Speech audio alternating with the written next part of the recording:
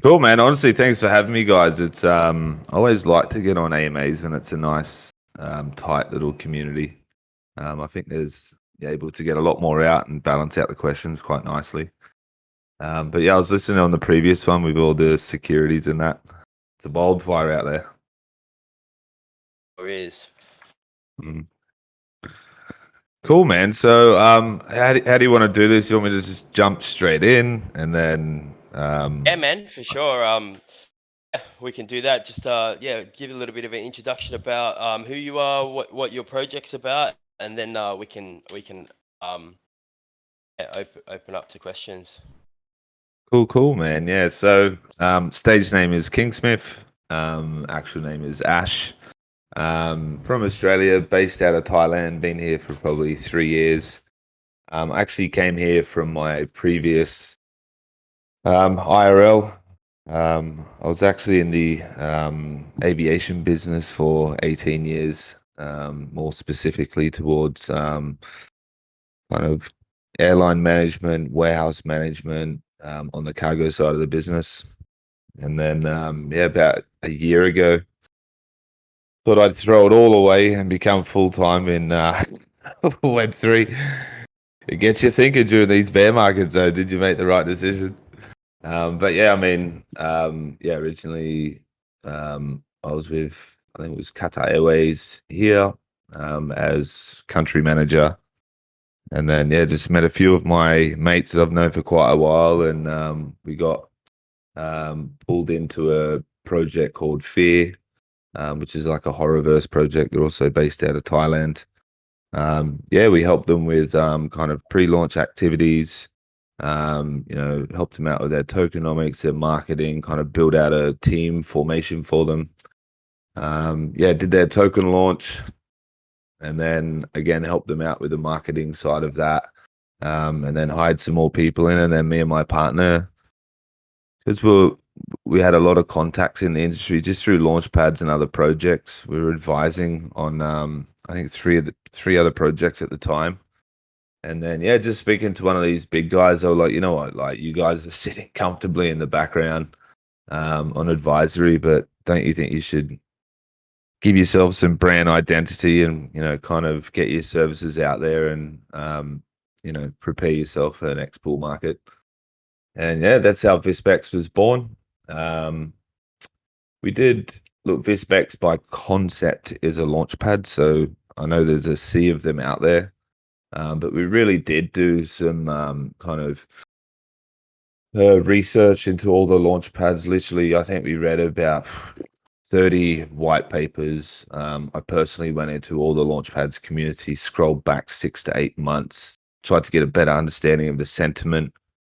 And then, yeah, we kind of came out with a new concept of Launchpad, and we found a bit of a niche where you can be a little bit innovative with how you do, or at least how you portray yourself on the market. And yeah, so I think the first thing that we did, which you probably won't see amongst Launchpads today, is we do not have a token. So you don't need to buy, hold, or stake our token in order to participate in IDOs. We did this for quite a few reasons. So launchpads in general, there is a legal barrier there when you have a token, especially when it comes to securities. So essentially, the utility behind a launchpad forces the company into a security mode, just because they have to buy and hold, and because they do that, they're then not guaranteed, but they're then entered into a pool or a tier system where they then can participate in other projects. So we kind of like remove that hurdle, remove that barrier legally.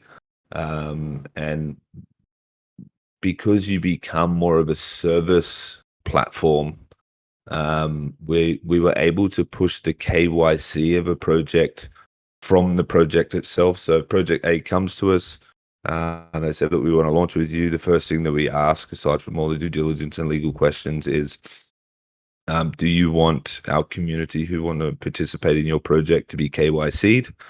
And generally, if it's a US based project, Yes, or EU-based project as well, yes.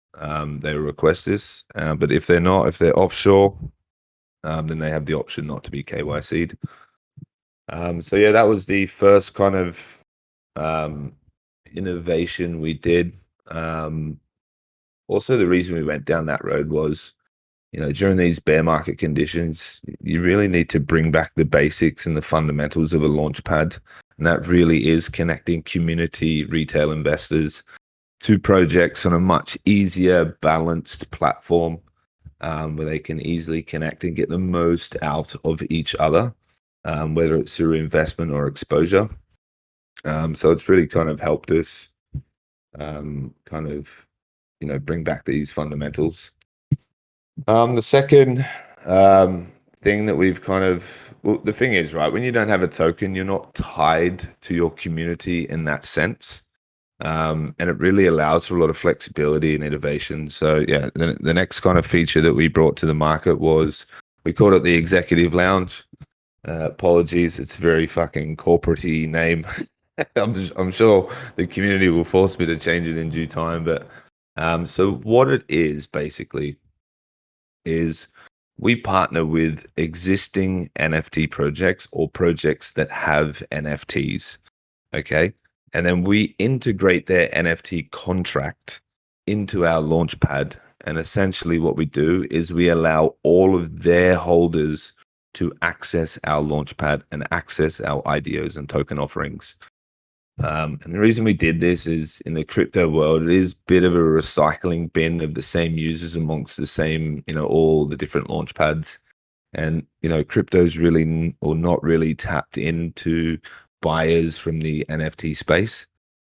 So one way to get past that is to, have the opportunity to build more utility for that NFT project to come to your launch pad to then, invest in, token offerings. And it's all kind of made easy. So all the vesting schedules and all that is automated through our platform as well. So it's all kind of just sitting comfortably at home on our launchpad.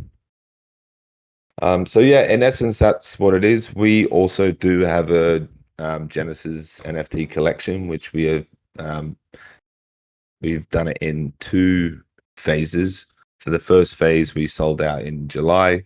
The second phase of our NFT is coming this Tuesday, so the 18th at 1 p.m. UTC. So yeah, I'll stop there, and then maybe I can get into some utilities, or I can answer some questions I'm not sure if you guys may have.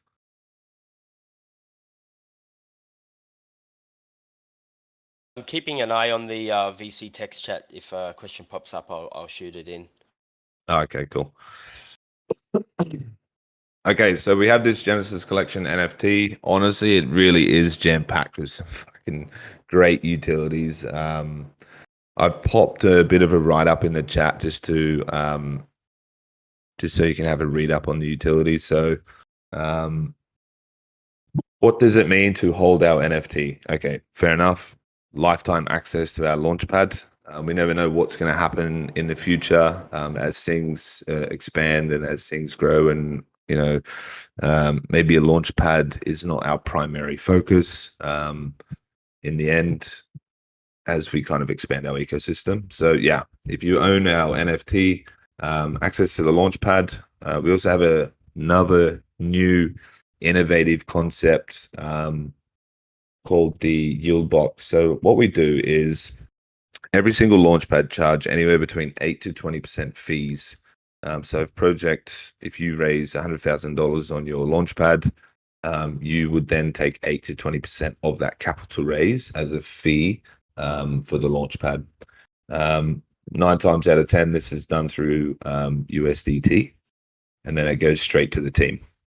What we're doing is we're taking 10%, but in that project's tokens, and then these tokens then go to the yield box, which is claimable by our NFT holders.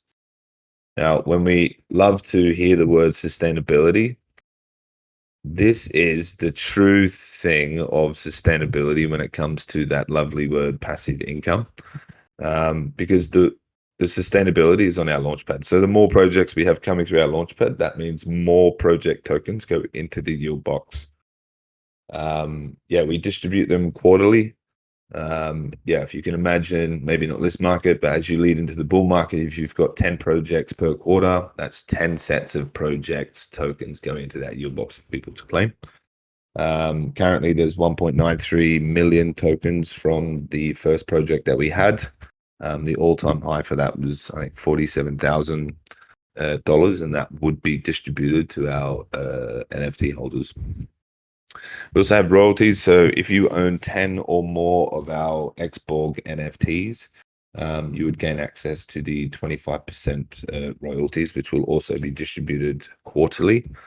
So it would be like yield box distribution, 6 weeks later, NFT royalties distribution. We also have a community incentive program. So who best to get salesmen than your own community, right? So what we do is our community equally go out there and scout good projects. I mean, as we all know, right, each of our community is also in 10 other different projects, and they're always on the scout. So if they broker a deal and bring a high quality project to our launchpad for a token offering, or IDO, whichever you call it, they will get 3% of the fee raised in USDT. If the project goes even further into more an advisory or incubation capacity, they will get also 3% of the advisory tokens, 3% of the fees for the capital raised, and 3% of the commission based for the capital that we raise for that project through VCs. This has already been activated. So we have Pyro. She brought on board Bloomverse, which eventually went into advisory and incubation. So she's sorted on that front. Then we have Butcherjerd. He brought on Worlds Beyond, and that too has turned into incubation and advisory. So he'll be getting 3% collectively of all the advisory, capital raise, and the fees for the once we launch them. And obviously, like governance, so we do have a DAO. Everything gets shared in there. Any pre-alphas get shared in there. All the new projects get shared in there. And we do a demo day on our Discord for projects that we have coming up. And if the community sentiment is good, it's not so much just a voting thing. It's more about a feel for people and the project that they're with, and also like a feel for the founders that are getting on there doing the demo day and kind of exposing themselves to our community. So yeah, and obviously governance has voting mechanisms in place for any new shifts or change that we do in the business model, or any new utilities that we bring into our ecosystem and how we want to distribute them. So yeah, in a nutshell, that's who I am, and that is what we're doing. But yeah, keen to open the floor. I think I've dropped the wrong Discord link in there because our Discord's set on private. So what I'll do quickly is I'll just go to server verification, and I'll drop Not sure if you so right above this right above this chat, where it says voice chat, there's something that says VC text chat. That's usually where we pop all of this kind of stuff. Yeah, so I've dropped it in there, right? Oh, right above the actual chat itself. Oh shit, I've dropped it in the wrong one. My bad. It's all right. All good. All good. I dropped it in the chat on the VC. Oh yeah, either works, but this one will stay there. Okay. Let me fix it up a bit. Get that link.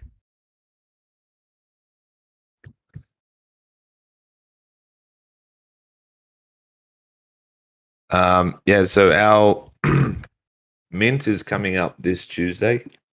So our phase 1 mint, as I said, sold out. So you can see the secondary market now. So our current floor price for our common NFT is 0.24 ETH. Our rare NFT is going for 0.4 ETH. This is on OpenSea, right? And our last elite NFT sold for 1.2 ETH. our phase 2 mint of the same collection with the same utilities. Um, so if you're a current Xborg holder, you'll get it for 0.1 ETH. If you're whitelisted on our Discord, so if you join that private link, you'll automatically be whitelisted. All you need to do is submit your wallet address. It'll be 0.13 ETH, and then public sale will go for 0.15 ETH. So yeah, we've heavily discounted the prices. We really just initially what we were doing, we had this 1200 in a vault, and we're just going to be distributing to game partnerships, more marketing. But as all the tech has come to life and the utilities are starting to show some fruition, we said, we're just going to phase out this mint, get it out in the market, and let people really benefit from these utilities.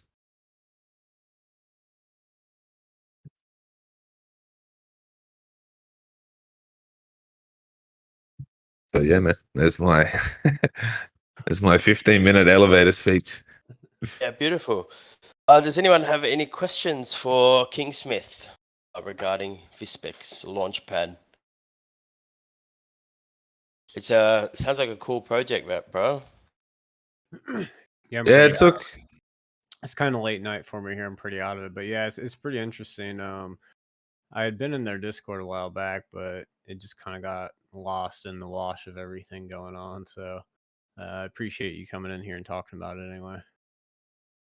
Yeah, 100%, man. I mean, we've kind of put ourselves in a very uncomfortable situation. So we've actually not marketed our platform at all to the crypto community. We've spent the last 8 to 10 months highly focusing on the NFT space, and it's been a wild ride. Just small things. So what is an IDO? What is a token offering? So we kind of had to start right from the beginning and really educate people. And I guess the confusing part for most people was you have so much content to pump out as a launchpad, whether it's strategic partnerships with VCs, strategic partnership with centralized exchanges, whether it's other NFT projects, our executive lounge partnerships, projects that we're onboarding through IDOs. So when you're announcing all this thing in the most structured way you can, a lot of people just get completely lost. And that's something we've definitely noticed with monks, and the NFT space in general is very heavily with newer crypto users. So I remember when we first launched, even a lot of our users who had just minted monks, there was a lot of just basic training to get them up to speed on how to understand how all this stuff works. So when you throw in the launch pad on top of that, that's just like a whole nother step of complexity. Yeah, I know. I'm actually glad we did phase 1 mint, and then we spent the last July, October. So we spent the last 2.5 months educating the holders that we had. And then now our most powerful tool is our community, now telling other people that they're connected with in the space about it. And I just cannot get over how a community from the NFT space that had no idea about crypto is literally, mate, they're shilling our project hard. Not shilling, because I hate that word, but they're bringing in collaborations and partnerships with quite big projects in the space, and they're coming in. So yeah, phase 2 min is oversubscribed in terms of whitelists. And we're talking our Discord is private, right? And all these projects that we've got coming in, they're asking solid questions, and it's refreshing to have more of an intellectual conversation rather than what is an IDO, how does this work, can I it's Well, just the people that are left at this point, we're getting deeper in the bull market, so we're getting down to the true believers and the people that actually have a better understanding. But now it's kind of like that building time and to really train people up on that next level. Because all of these projects, like, there's still a lot of pain to come right now, and we just got to be prepared to really just kind of push through, and whatever we're working on, just keep working on it, because when the bull run comes back, like, we're gonna have this. It's gonna be a bull run. We're gonna be overloaded next time with. Yeah, exactly, man. I mean, I mean, every launchpad pumps right at the end of the day. But what your actions in this type of market, I think, really count. I mean, I had an AMA with Digits. They're also another type of launchpad, but they offer a lot of other different types of tech. And there's a lot of launch pads that have just gone silent. They can switch the button off, and then when the bull market comes switch it back on again and be equally successful. But I think the pinch point for them is they had VCs invest in their tokens, the launchpad tokens, when they launched. And when you go quiet, this doesn't sit well with VCs, and VCs are also your lifeline of feeding you projects. Yeah. So they don't have a lot of patience when you take that kind of money. It's like either you produce or they're just gonna dump and move on to the next. yeah, exactly, man. It's vicious. Yeah. But yeah, lads, I mean, I would say do pop over to our Discord. I did drop the private link in there, I believe.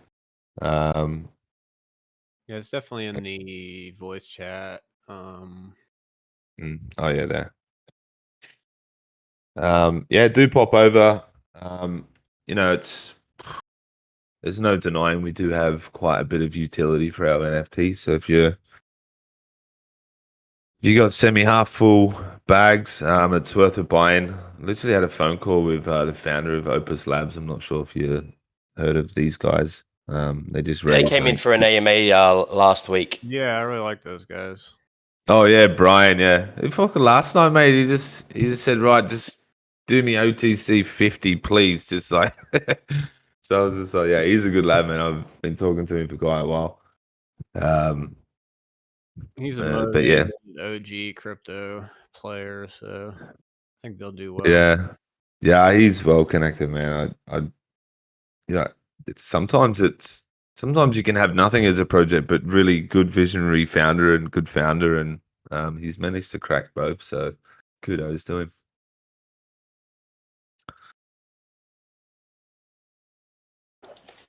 So yeah, man. Just jump into your server then. Oh, good lad. Just ping me when you get there, mate. I'll say good day to you. There he is.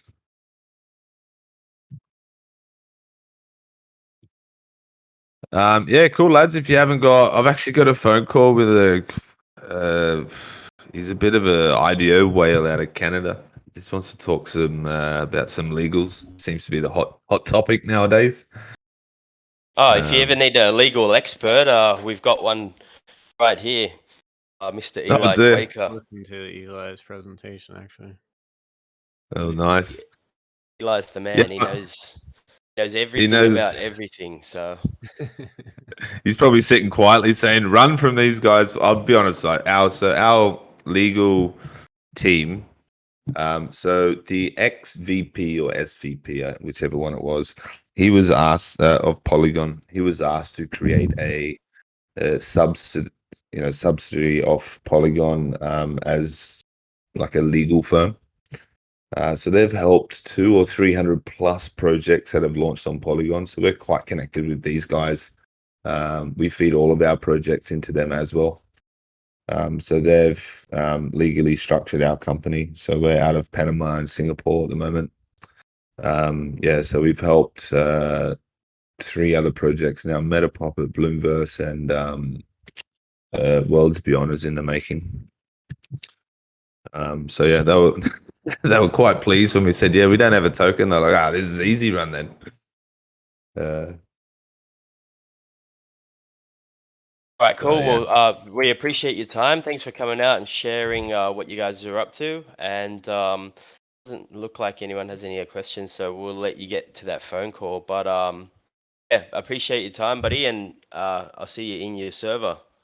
Cool. Appreciate it, guys. Thank you very much. Enjoy your day and hopefully your weekend.